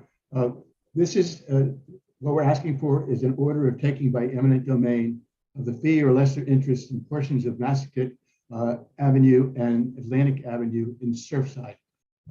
Article 98 of the 2011 ATM authorized the taking of these as shown as lots A to D on the map that is part of your package.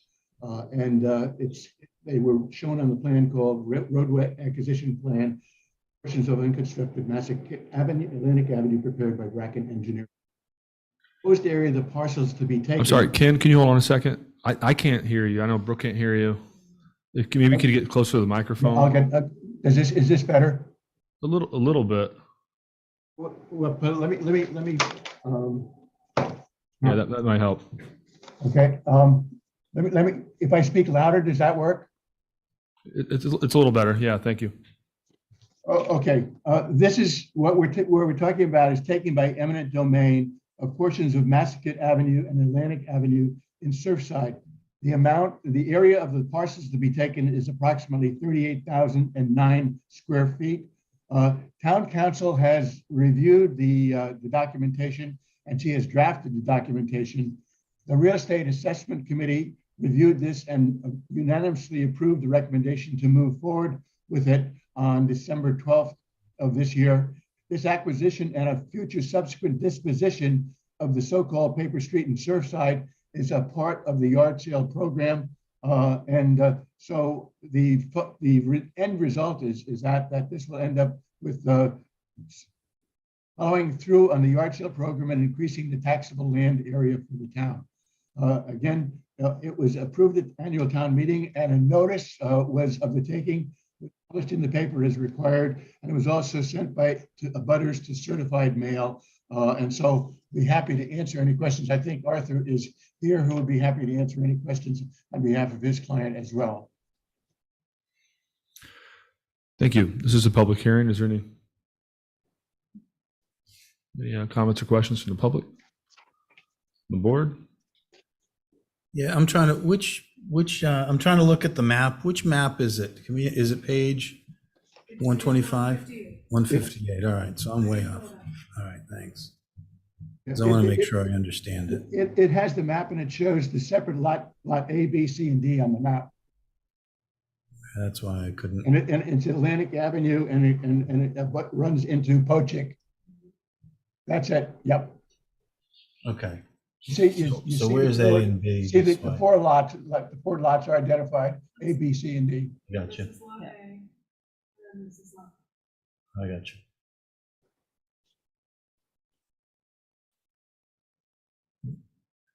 Now, is this making something subdividable? That No, wasn't? it does not make it any. No. It does not create the ability to make it further subdividable. It does not. No, it's not making anything subdividable. There'll be subsequent adjustments in between the lot that a large part of this is being added to in an adjacent lot, but not creating a new buildable lot. That'll all come up later on, of course, in connection with the yard sale when that gets done. Basically, part of this land abuts land bank property. Part of it abuts the land of my client, the Zovniks, which is the large parcel to the east. Yeah, right there. And also other clients of mine named Decibio up to the north. We've worked out an arrangement among the land bank and my clients by which, as you'll see later on, the yard sale will be done with lines that are different from this on the disposition plan. The point being that the land bank is interested in obtaining a easement for pedestrian passage between the end of Massaquoi Avenue and the trail system within their property to the west. They don't have a need to acquire any additional land except for part of the paper street, Atlantic Avenue, down at its south end. And so the easement is being granted within land that is actually part of my client's existing property, as well as some of what is being acquired. In any event, you'll see all of that when it comes before you at the time of the yard sale, but there's been considerable effort that's gone into this between the land bank and my clients to work out something that works out well for everybody. Thank you, Arthur. That's good then. Thank you, Arthur. Okay. Move to Then close. if we want to move on to the, No, we have to close the public hearing and vote on this one, then we'll go to Motion. B. Is Motion to close the public hearing? there a second? Second. All those in favor by roll call? Brooke? Aye. Matt? Aye. Malcolm? Yes. And aye for me. So the public hearing is closed. What would the board like to do? What's the form? Motion to approve? Second. All those in favor? Brooke? Aye. Matt? Aye. Malcolm? Aye. Jason, aye. All right, that's A. Now we can move on to B, Ken. maybe. Thank you very much. Thanks, Arthur. The second item is the order of taking by eminent domain of the fee and easements in portions of Magnolia Avenue in Wisconsin. Article 87 of the 2012 ATM authorized the taking of portions of Magnolia Avenue located between the southeastern sideline of Ocean Avenue and the Atlantic Ocean, as shown as lots P1 through P5 inclusive, and easements shown as E1 and E2 on the taking and disposition plan of Magnolia Avenue. It was recorded within the Nantucket Registry of Deeds as plan number 2022-51 for open space purposes. The parcels and the easements have a total area of approximately 12,000 square feet. And the reason for this is to be able to, in fact, have access to the ocean from Ocean Avenue. It's part of the yard sale program, and it is to complete the taking of the previously authorized acquisitions, increases the taxable land area, but more importantly, allows us to convey interest to the land bank for open space and recreation purposes and have access to the ocean. So it is the recommendation of REAC at its unanimous meeting to in fact move this forward and ask for the authorization to approve this at this public hearing. Thank you, Ken. I'll make sure that we're going to open the public hearing for B. And thank you, Ken. All right. This is a public hearing. Any comments from the public? Okay, I don't see any. Brooke? So this is a taking that is going to, I guess I'm trying to understand the connection between the land bank and the public. We have to take the property and then we will then come back to you with the plan with respect to the disposition of it. And it provides help to the land bank in terms of providing access out to the ocean from Ocean Avenue. That's the whole object of this exercise, is to be able to give the public access to a track that they were not able to have before. Yeah. Can we go to Jesse? Go ahead, Jesse. Hi, everybody. So the land bank owns the lot in front of the summer house. Can you hear me? Yes, go ahead. Okay, so the land bank owns the lot in front of the summer house, and so that's why it makes sense. There is a set of public beach stairs from Ocean Avenue there. That's the only public set of beach stairs south of the bridge in Sconset, and they're in very bad disrepair. So we're collaborating with the Sconset Trust, and they've asked us to pursue this, and they are going to help us, or they're going to pay for the reconstruction of those beach stairs. Thank you. Thank you, Jesse. Okay, if there's no more questions, is there a motion to close the public hearing? So moved. Second. All those in favor by roll call? Brooke? Aye. Matt? Aye. Malcolm? I think it's an aye for Malcolm. Yes, yes. Okay, and then aye for myself. All right, public hearing is closed. Pleasure of the board. Move approval. Second. All those in favor? Brooke? Aye. Matt? Aye. Malcolm? Yes. And Jason, aye. Thank you. Thank you. Thank you, Jesse. And thank you, Ken. Thank you, Vicky. Number 2, the utility petition for Verizon has been withdrawn. So move on to town manager's report. Thank you. I'm pleased to introduce Dr. Kamal McCarthy, our DEI director, who's going to take you through his end of year report.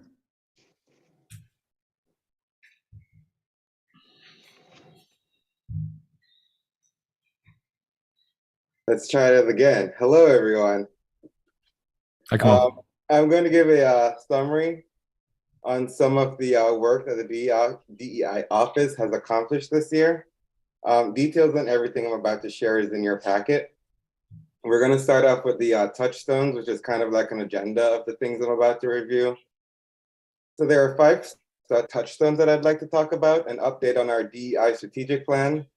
I'd like to recap a few DEI programs, talk about the Massachusetts DEI Coalition and the guide. I'm also going to share some information on our community outreach and collaborations that we've accomplished this year. And I'm going to finish by contextualizing our DEI work.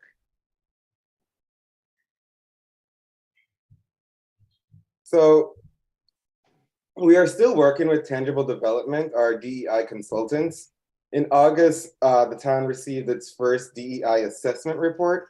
The report is available on the town website, and a presentation of the report is also a part of the recording of the September 28th Select Board meeting. With assistance from Tangible Development, we have established an internal DEI committee, and the goal of the DEIC is to share DEI information with town employees. We're about to enter the final stage with the consultants, which is primarily professional development and implementing the strategic plan. Some of the professional development training topics will include inclusive leadership and understanding implicit bias. And it's important to note that our consultation with Tangible Development ends in March of 2023. As for DEI programs, the DEI office planned and hosts several programs throughout 2022 to recognize a variety of identity-based heritage as well as federal holidays. For example, Dr. Kartunen gave a lecture for Asian American Pacific Islanders Heritage Month, and it was my pleasure to share my dissertation findings in honor of Juneteenth. And just 2 weeks ago, at least 40 residents gathered in the Great Hall at the Athenaeum for a program that we titled Women in Science on Nantucket, which featured Dr. Sarah Boyes, Dr. Valerie Hall, Dr. Regina Jurgensen, and Dr. Jennifer Carberg. That's my shout out to all of them, and thank you. And I would just like to add that producing DEI programs is becoming a solidifying professional practice of the DEI office. As for the Massachusetts DEI Coalition and Guide, Nantucket's affiliation with the Massachusetts DEI Coalition continues. The coalition is made up of DEI professionals, and this year it produced the state's first ever DEI coalition. It produced the state's first ever DEI guide. Sorry, apologies. The guide offers tangible information on how to operationalize diversity, equity, and inclusion in one's community. The guide is specifically designed for municipal government, but it's also applicable to many professional settings. And as you can see on the right, Nantucket is actually a listed contributor in the state's DEI guide development, like 5th down on the bulletin.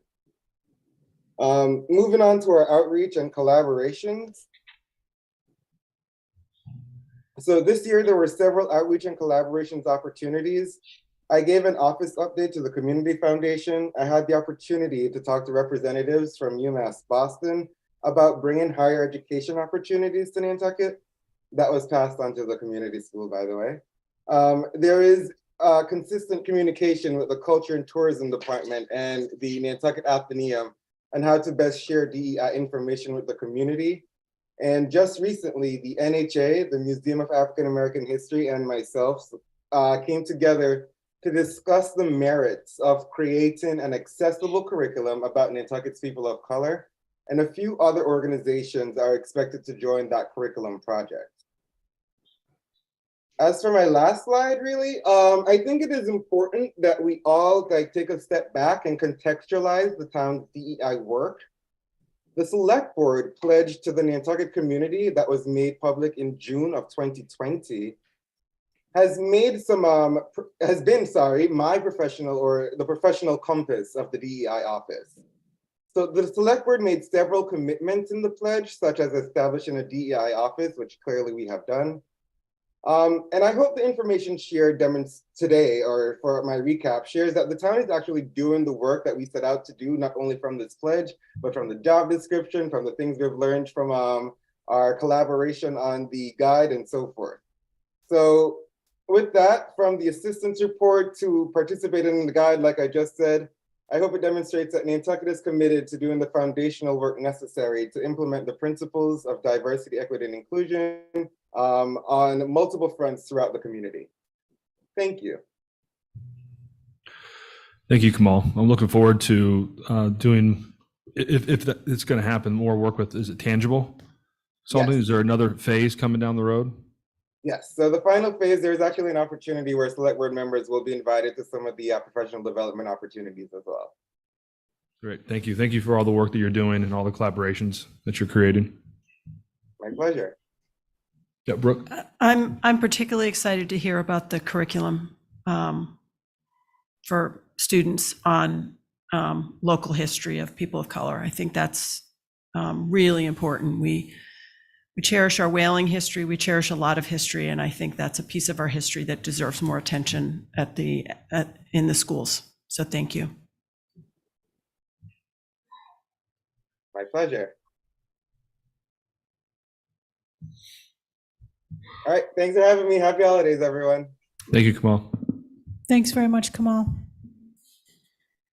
The next item under the town manager's report is continued discussion on the fiscal 2024 general fund budget. So just a quick little reminder, at your meeting last week, town administration presented our recommendations for the fiscal 24 general fund budget. And typically the board, it's on your next agenda or two following that presentation in case the board has questions, comments, follow-ups, things like that. So Brian and I are standing by for any of that.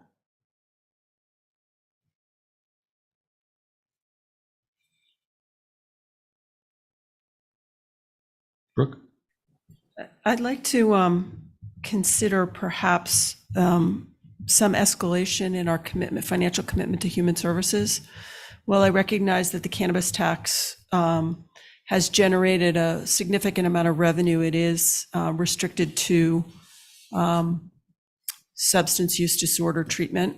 And as our population's grown and housing costs are rising, the impacts on individuals in terms of their need for services of all kinds is growing.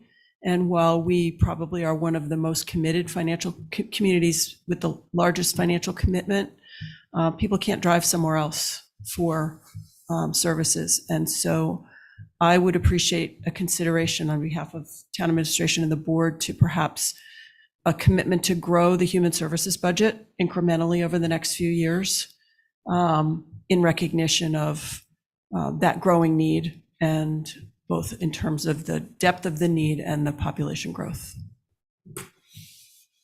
Is there any specifics? You mean just the Human Services Department in general, whether it's grants or personnel or?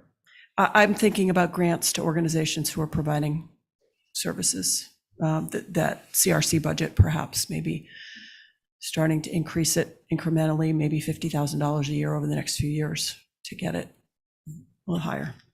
Did I get this wrong? Did it go up substantially last year or two? Or has it stayed the same? It's been at 650 for a while, but the cannabis grant, that revenue added a big portion to it, almost a 150, which brought us around 800. If you add those two, is that right? 650 though, I think 2 years ago it was increased from what, Brian, 500 or so? I think it was 450. It was 450. That's what I remember, in the 450 range. So it's gone up in the recent future. I don't disagree with you, but it has gone up. One of the ways I think about dealing with this sometimes is have it go up 2.5%, have it go up, have it go up cost of living, it's sort of, and then at least it's programmed in and it's in there as a line item, and it's going to grow that much automatically anyway. At least do that. You sort of how I look at it, because when we don't, it slowly gets crowded out and goes somewhere else. So that's sort of an easy way to do it, rather than sit here and pick and choose. Mhm. Did you just, when you did it, Libby, did you guys discuss this? Was there any rationale or?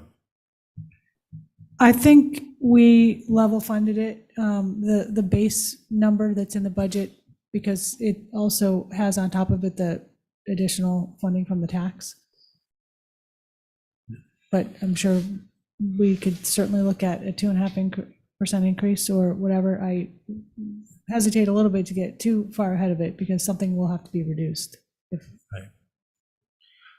Christy Farentell and I would always kind of dream about getting that grant in whatever form, whether it's the CRC, others, to get it to be 1% of our total operating budget, or 0.8, or whatever it was, and then it would go up or down with, the revenue, similar to what you're talking about. Increase it up to a certain point. Maybe 1% is too much, but Yeah, but the revenue doesn't. It's not. It doesn't go down the tax rate will just double. Yeah. So the levy limit is the levy limit. It's not going down. Yeah. So.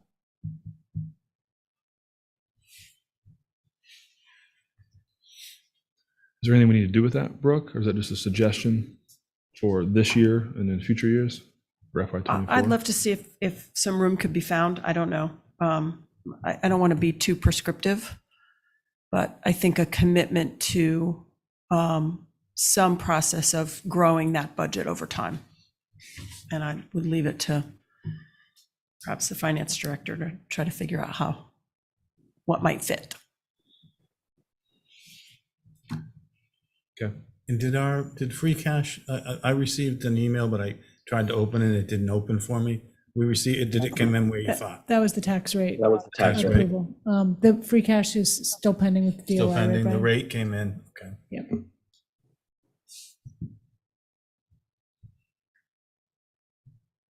So we can certainly take a look at the human services number, Brian and I, and come back at your next meeting or something like that. Thank you, Brooke.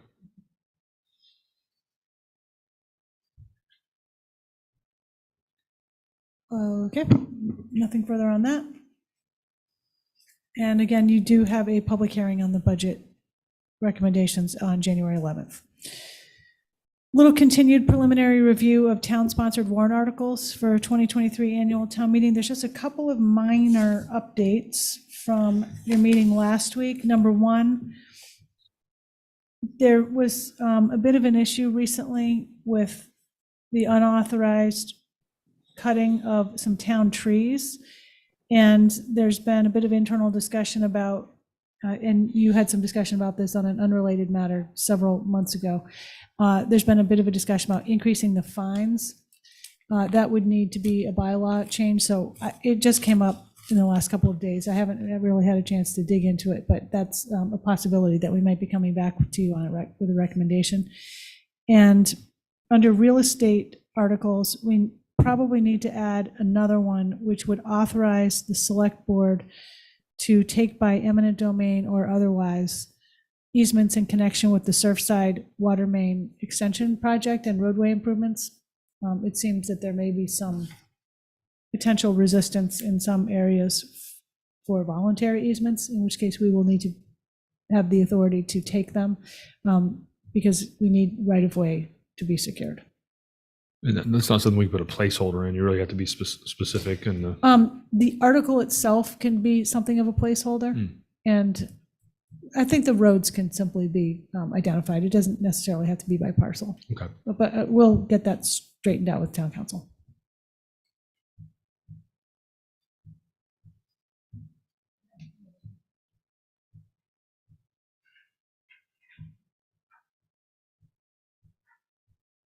Sorry, I forgot about the monthly report. So the monthly report, Eric, if you wouldn't mind putting that up. Again, I don't usually go through every little item here, but we do have a couple of lingering items from the 2022 annual town meeting. As Roberto Santa Maria, Health Director, reported out earlier, the registration program for the short-term rentals is in the process of being set up, and we are likely adjusting the January 1 implementation date by a little bit. Notification has gone out about the nip bottle ban. That is effective January 1st, 2023. And as you know, and we just discussed, we're well underway with 2023 annual town meeting prep. Lots of things are happening right now. The legal review is complete of the citizen warrant articles. Town admin is reviewing those citizen warrant articles now. The FinCom held a public hearing on those articles on December 15th, and the preparation of the draft warrant is underway. We've been working on the budget, as we discussed. Baxter Road long-term planning is ongoing. We are working on an update for you all for your meeting on January 11th. The Sconset Beach Erosion Control Project, as was noted earlier in the meeting, there was a Concom meeting about this last week. And subsequently, as a result of that meeting, we've requested a joint meeting with the Concom. We're still working on a methodology to determine municipal cost impacts for the new marijuana law. Lots of activities going on with solid waste long-term planning. Hopefully by your next meeting, January 4th, we'll have for you an update to the strategic plan as a result of your November 29th workshop. PFAS townwide risk assessment is continuing. As you know, we have hired our new sustainability program manager, and we have ongoing review in a sustainability lens sort of a way with the coastal resiliency plan, green communities requirements, and other related projects, plans, and initiatives. The Water Infrastructure Improvement Fund versus the Cape and Islands Water Protection Fund. We had some discussion about this a month or two ago, I think. The finance director and I somebody else, was it you, Brooke? Thank you. Met with town council recently to go over this. He has developed a matrix to show the items that are listed there. That was something that the board had requested, and I believe that is in my email. John, thank you for sending it. I have not even printed it out yet, but it's on the way. DEP Title V regulation changes. I mentioned this sometime over the summer. The town met with DEP about these regulations. There are a number of towns that are going to have to do some very substantial activities in response to the regulations if they are adopted, which they most likely ultimately will be. The DEP has been holding some public hearings on this. I attended one, I think it was in November sometime. It was they've had them around the region. This particular one was held at Barnstable Town Hall. I tuned in remotely, and it was, I'm going to just say, very contentious. As a result, I think, maybe of that hearing or others, DEP extended the comment period for these regulations. And we're going to be submitting some comments, which are basically the comments that we have already given to DEP after our meeting with them last July or August. And the good news is Nantucket is pretty far ahead of most of the other municipalities in this area, but we are going to need to understand things like what the impact on our property owners will be, what the outreach is the state mandating outreach, or are they providing it, or what, and what the municipal responsibilities will be. We have a number of stormwater and drainage issues underway. They're listed there. They're just continuing on an ongoing basis. A lot of personnel activity as well. Some things are listed there. We do have a pretty serious nursing shortage right now at our island home. Lots of strategies and initiatives are underway. We met with some union representatives a couple of weeks ago about the pilot program for rental housing assistance for which $1 million was appropriated by last year's town meeting. And we're working on some responses to questions that were raised at the meeting, and some of them were really good. So we're trying to get a handle on that. It seems that every time we have a discussion about this program, we find more and more things that we need to address and answer. And it's not straightforward at all. Collective bargaining is underway, as you all know, for contracts that will expire June 30th. I just made a note, there are a lot of people out sick. You probably already all know that, but it's, there's an impact. The NRTA administrator replacement, that's not a town position, but town involvement basically by default. And the chair and I are meeting with a candidate next week for a second interview. We have a couple of upcoming retirements. Our minute taker, Terry Norton, is going to be retiring. Terry, I think, has kind of agreed to stay on a little bit until we find somebody to fill that position. But we really need to get going on it, and we really hope there's going to be some applicants for that because it's some big shoes to fill. And as Roberto noted earlier, Ann Barrett from the Health Department is retiring very shortly as well. Thank you to them both for their years of service. Project management, we have a project manager position that we've advertised. Interviews are ongoing, and we have a number of projects that are currently being handled by outside firms. Those are listed there.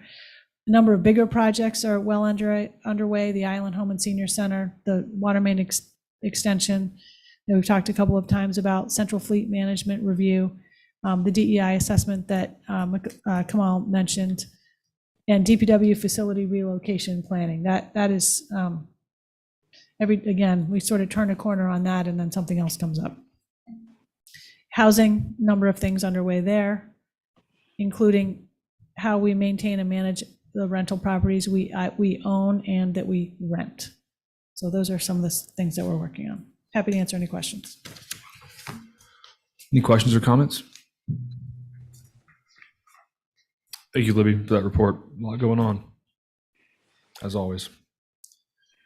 Okay, move on to select board reports and comments. First one up is request from Airport Council for select board to consent to waive potential conflict to represent Keep Nantucket Real Fund Community Foundation for Nantucket with respect to whether HDC has authority to appoint advisory committees. I think we have Airport Commission and John Giorgio here to kind of walk us through this. Airport Council, did you want to start first? I believe, John, you were going to take the first piece. Okay, but go ahead, John. Thank you. Okay. Good evening, everyone. So in your packet is an email that I received from Airport Council requesting a vote by the select board to waive a conflict of interest issue in connection with Airport Council's representation not only of the Airport Commission, but also they have apparently been approached by the Keep Nantucket Real Fund, which I understand is under the sponsorship of the Community Foundation for Nantucket. And they have contacted an attorney at Anderson and Krieger for his opinion on whether the HDC has the authority to appoint advisory committees. And as you know, I provided an opinion to the town that under the town charter, advisory committees can only be appointed by the select board, and that there was no provision in the special legislation establishing the Historic District Commission. There's nothing with respect to the appointment of advisory committees.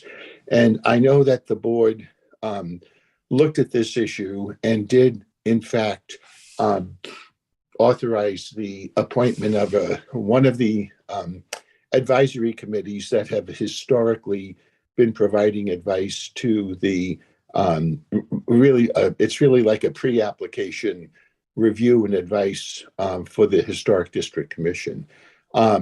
So in order for Anderson and Krieger Airport Council to be able to provide that opinion to the Community Foundation, they would need a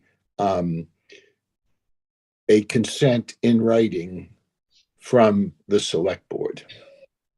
And that's what's before you tonight, that request. John, is this more of a decision of conflict of interest, or do we want are we also adding in, do we want a second opinion on what you've already weighed in on? Or is the second part irrelevant? Well, no, I'm not sure it's irrelevant at all, because there's no obligation on the part of the select board to provide this consent. It's under the rules of professional responsibility for lawyers rather than under the conflict of interest law, Jason. But I think the board certainly has wide discretion here to decide whether or not you're going to grant this consent. And I think the board can take into consideration what the impact of that might be with respect to any opinion that the airport council's firm might render to the community foundation. Thank you, John. Any questions? Yeah, I look at this as it's not us determining whether there should be counsel for the, community foundation or not. That's their job.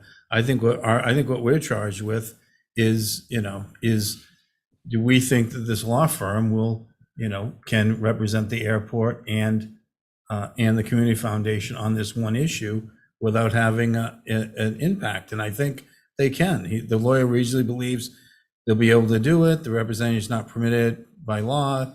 It does not involve the assertion of a claim. All the things are in there. They're saying we can do this. All that will happen is they'll just go hire someone else if we say no. And then we're going to look like we don't trust, we'll just look like we're trying to obstruct something that someone wants to do. I don't see there's any reason not to approve this. Myself, I don't believe that this will impact the airport or bias at all, myself. Mr. Chairman, I would point out that this came up in another context. I don't know if the board recalls, but Airport Council had requested a similar consent with respect to Anderson and Krieger representing private individuals on the short-term rental issues, and the board did grant that consent. And we are at this point engaged in litigation with Anderson and Krieger representing the abutters to the Ward property, challenging whether the use of that property for short-term rentals is an allowed use in that district, and that is actively in litigation at this point. Just for the board's information. Thank you, Malcolm. No, I agree with that. I don't see any conflict between the airport and the HDC or the CDC or whatever. I would support this. Brooke? Is it appropriate for me to ask who the named trustees are for the Keep Nantucket Real Fund at the Community Foundation? Yes. Is there someone who can answer that question? Mr. Chair, I apologize. I don't have that information myself. I can certainly obtain it. Just to be clear, one of the reasons I don't is we've tried to make an effort, even at this early stage, to keep the folks who do regular work for the airport, myself included on environmental and aviation matters, uninvolved from this piece. So this is a request really on behalf of one of my partners. So I apologize. I can see if I can get that name quickly while we're talking. Yeah, I just think it's interesting that it comes through with a name without any individuals associated with it. Just curious. And what would make the difference if it was some individuals instead of others? We would accept it or not, or I'm just asking, what's the rationale? I just think as a matter of transparency, it's just, I think under the auspices of the Community Foundation is a pretty broad, I'm a trustee on 5 different funds at the Community Foundation, and they do require at least 3 individual trustees. I just think in the interest of transparency. Okay. Yeah, I think the integrity of law firms, they have to be very careful on this. And if they felt it was a conflict of interest, they wouldn't even take it. Yeah. So they've looked at it. John Giorgio's looked at it, our town council. So I'm comfortable as well. Yeah. Granting this. Yeah, I don't think it would change my mind. I was just curious. Mm-hmm. I'll move approval. Second. Yeah. Okay. All those in favor by roll call? Brooke? Aye. Matt? Aye. Malcolm? Aye. And I'm an aye. Thank you, John. Thank you for the Airport Council being here tonight. Appreciate it. Okay, any final comments from the board, committee reports? Brooke, you said you have something you're going to wait till the end? Tucker took my, Oh, I will Tucker took it. repeat that a new lottery is open for Richmond rental housing and the Violet Place Acceleration Project. And I would encourage the community to reach out online at the Richmond website, or as Dave Arminetti said, just stop in their office and their folks can help you fill out the application if you feel it's a little overwhelming, I gotta say. Mhm. So they are ready, willing, and able to assist people in completing the applications. Thank you, Brooke. Anything else, Malcolm, Matt? Nope. I don't think so. I got it. Okay. It'll come to me. Yeah, motion to adjourn So moved. Second. by roll call. Brooke? Aye. Matt? Aye. Malcolm? Aye. And aye for me. Thank you all. Have a great night.